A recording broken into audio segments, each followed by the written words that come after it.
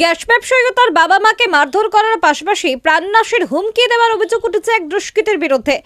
একবার নয়, একাধিকবার এরকম ঘটনা ঘটলেও পুলিশ নাকি অভিযুক্তের বিরুদ্ধে ন্যূনতম কোনো পদক্ষেপ নেয়নি বলে অভিযোগ আক্রান্ত পরিবারের। ঘটনাটি নদিয়ার তাহিরপুর থানার অন্তর্গত কালীনারায়ণপুর গ্রাম পঞ্চায়েতের কামকাছি এলাকায়।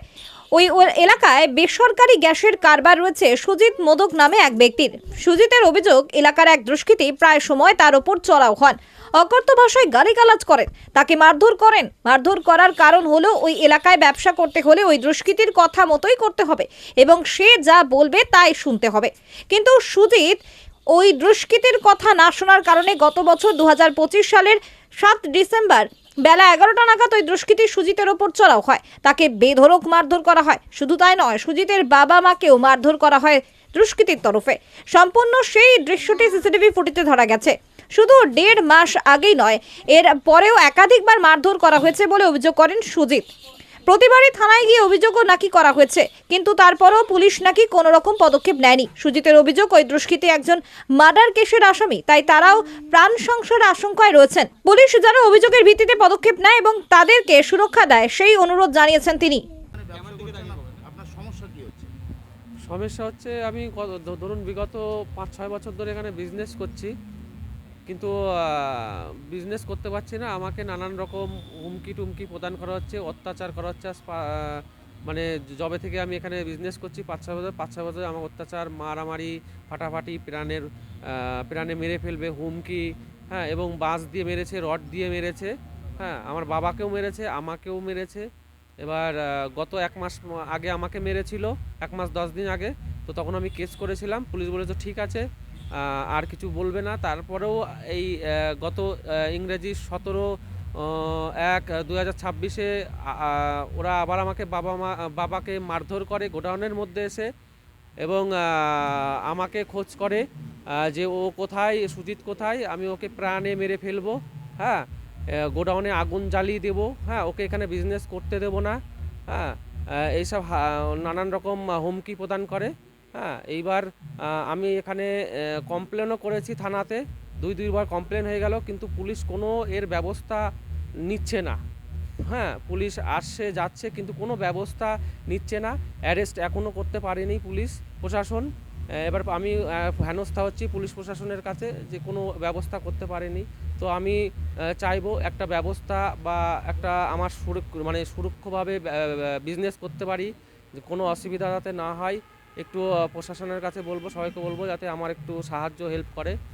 এবং বিগত ধরুন এটা ও হুমকি দিয়েই যাচ্ছে, বারবার হুমকি দিয়ে যাচ্ছে, কোনো এর সুরাহও নেই। আমি সবার কাছে অনুরোধ করব যে একটু এর কারণ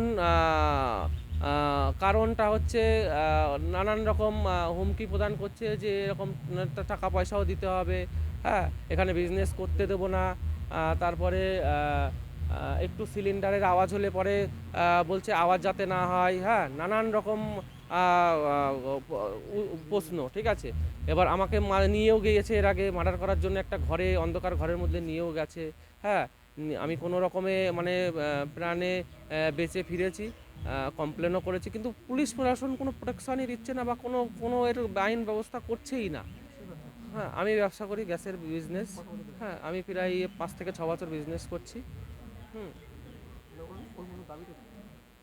ওর ওর দাবি যে আমি এখানে বিজনেস করতে দেবো না, আর বিজনেস যদি করিস আমার কথা মতো বিজনেস এখানে করতে হবে, হ্যাঁ, আমি যেভাবে বলবো সেইভাবে।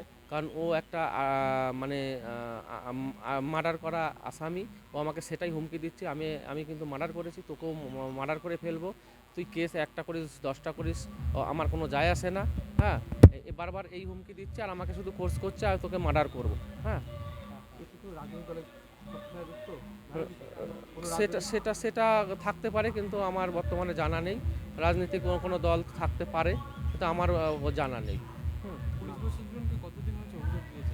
পুলিশ প্রশাসনকে অভিযোগ দিয়েছি। প্রথম অভিযোগটা দিয়েছি গত 1 মাস 10 দিন আগে একটা অভিযোগ দিয়েছি, তার কোনো ব্যবস্থা হয়নি। আবার এই 17/2/2026-এ একটা অভিযোগ দিলাম, হ্যাঁ, অভিযোগ দিয়েছি যে আমার বাবাকে মেরেছে এবং আমাকে খোঁজ করছিল। আমি আমার যে কমার্শিয়াল গাড়ি যে চালাই ড্রাইভার, ও ফোন মারফতে আমাকে ফোন করে যে তোমার বাবাকে মারধর করছে রড দিয়ে হ্যান ত্যান ম্যান। আমি সঙ্গে সঙ্গে এসে দেখি আমার বাবা মাটিতে পড়ে আছে। আমি সঙ্গে সঙ্গে আঙুলিয়া হসপিটালে নিয়ে যাই, নিয়ে গিয়ে ভর্তি করে এবং তারপরেই কমপ্লেন করি তাহিরপুর থানাতে কমপ্লেন করাতে ওরা কেস রেজিস্টার্ড করে, কিন্তু তার কোনো ব্যবস্থা আমি দেখতে পাচ্ছি না। লাস্ট জানুয়ারি মাসে কয় তারিখ অভিযোগ করেছেন? লাস্ট জানুয়ারি মাসে 18/2/2026, 18/1/2026। নাম? রোগীর সর্বোত্তম সেবার জন্য বিশ্বস্ত প্রতিষ্ঠান কনিষ্ক মাল্টি স্পেশালিটি হসপিটাল স্বাস্থ্য সাথী মান্যতাপ্রাপ্ত। আমাদের এই হসপিটালে ICU, NICU, general surgery, orthopaedic, gynaecology, neurology সহ নানান পরিষেবা রয়েছে। 24 ঘন্টা ডাক্তার, অভিজ্ঞ নার্স এবং 24 ঘন্টা অ্যাম্বুলেন্স পরিষেবা রয়েছে আমাদের এই হসপিটালে। এছাড়াও ন্যায্য মূল্যে ওষুধের জন্য রয়েছে নিজস্ব ফার্মেসি। আপনার প্রিয়জনদের সর্বোত্তম সেবাই হলো আমাদের মূল লক্ষ্য। ঠিকানা পিয়ারডোবা, বিষ্ণুপুর, বাঁকুড়া। যোগাযোগ নম্বর 8942830647।